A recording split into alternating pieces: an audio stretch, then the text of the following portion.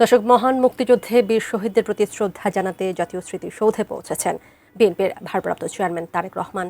সেখানে আছেন আমাদের সহকর্মী আমিনুল ইসলাম। যোগ দিচ্ছি তার সঙ্গে। আমিনুল, জানাবেন আমাদের।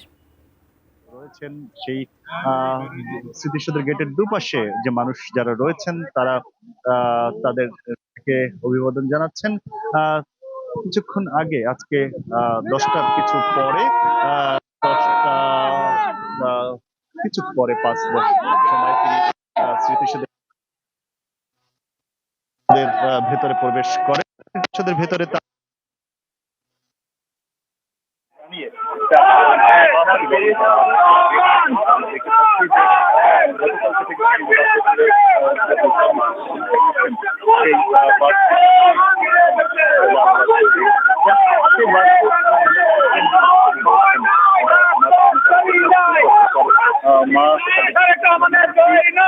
বর্তমান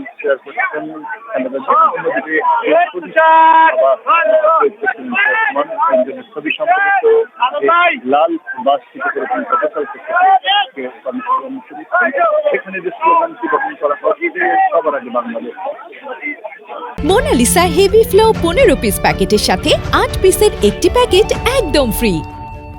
আমরা জানি যে তারেক রহমান এই স্লোগানকে সামনে নিয়েই তার যে নির্বাচনী অংশগ্রহণ এবং একই সঙ্গে তিনি এই স্লোগানকে সামনে নিয়ে এসেছেন যে সবার আগে বাংলাদেশ। তার তাদের যে মিশন সেখানে বলছেন যে প্ল্যান অর্থাৎ তার যে পরিকল্পনার কথা বলছেন সেই পরিকল্পনাও কথা তিনি গতকালকে তার সমাবেশে বলেছেন।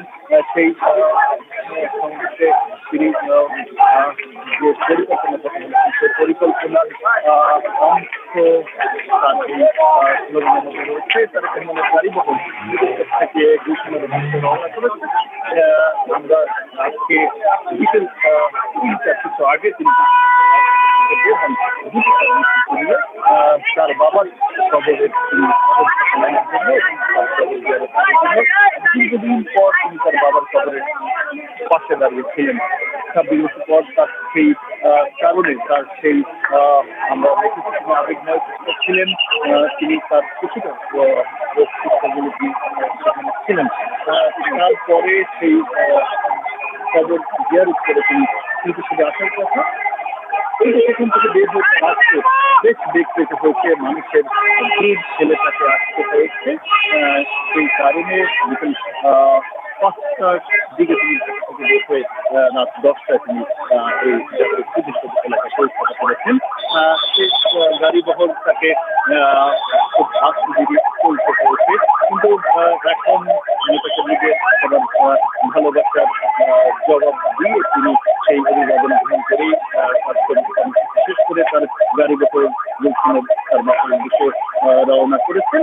সেই গুলশানে তিনি যাচ্ছেন। এখন নেতাকর্মীদের তার সাথে সেই সাক্ষাতের সুযোগ হয়েছে, তারাও করে গেছেন।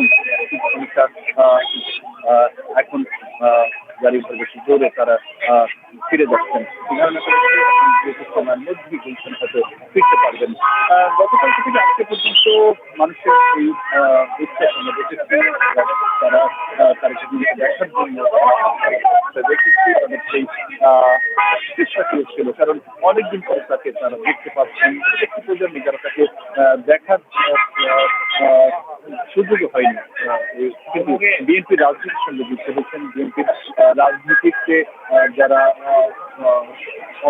অংশ নিয়েছেন তার নেতৃত্বে দূর থেকে যিনি ভার্চুয়াল মাধ্যমে বা বিভিন্ন মাধ্যমে তিনি তাদের সঙ্গে সংশ্লিষ্ট ছিলেন, সংযোগে ছিলেন, এখন তিনি সরাসরি বাংলাদেশে এসেছেন। তাকে সেই কারণে তাকে দেখার সুযোগ তারা কাজে লাগাতে চাচ্ছেন।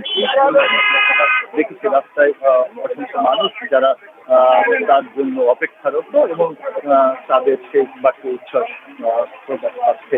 বিভিন্ন বয়সী মানুষ যারা এসেছেন, যেমন রয়েছেন তেমনি এর বাইরেও অনেক মানুষ তারা তারেক রহমানকে দেখতে পাচ্ছেন। কেমন আমরা জানি যে বাংলাদেশ থেকে অনেক অসুস্থ করে নিয়ে তাকে যেতে হয়েছে, তারপর তার নানা প্রতিকূলতার পার হয়ে তার দলের কঠিন সময় পার করে তিনি বাংলাদেশে যখন ফিরে আসলেন তখন বাংলাদেশের অন্যতম বৃহৎ রাজনৈতিক শক্তি এখন তার দল বিএনপি, এবং আগামী ত্রয়োদশ জাতীয় যে সংসদ নির্বাচন শুরু হতে যাচ্ছে সেই নির্বাচনে তারা প্রত্যাশা করছেন তারা জনগণের ভোটে সরকার গঠন করতে পারবেন।